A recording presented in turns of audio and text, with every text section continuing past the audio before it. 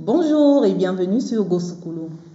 Aujourd'hui, nous parlerons de l'exécution du contrat de travail. En section 1, nous aurons l'exécution du contrat de travail par l'employeur. En section 1, petit 1, les pouvoirs du chef d'entreprise. Petit a, le pouvoir de gestion et de direction. Petit 1, la direction économique de l'entreprise. Petit 2, la direction des hommes.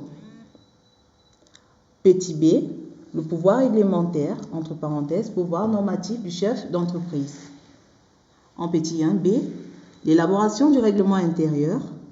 Petit 2, le contenu du règlement intérieur. Petit 3, la publicité du règlement intérieur.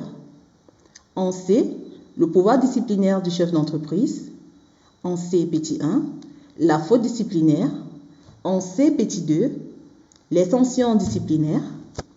En 2, petit a, les sanctions morales. B, les sanctions pécuniaires. C, les sanctions professionnelles. En section 2, nous aurons l'exécution du contrat de travail par le travailleur. En section 1, petit 2, les obligations d'ordre général. Petit a, l'obligation matérielle du travailleur.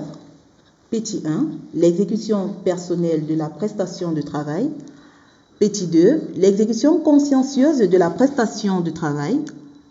Petit b, l'obligation morale du travailleur. Petit 1, le devoir de non-concurrence. Petit 2, le devoir d'intégrité. Petit 3, le devoir de conserver le secret professionnel. En section 2, grand 2, les obligations particulières des travailleurs. Section 3, la suspension du contrat de travail. En grande section 1, la suspension de l'exécution du contrat de travail. Petit a, les causes de suspension. Petit 1, suspension du fait du travailleur. Petit 2, suspension du fait de l'employeur. B, les effets de la suspension du contrat de travail. Section 2, grand 2, la modification du contrat de travail. Petit a, modification de la situation juridique de l'employeur. Petit b, la révision des conditions de travail.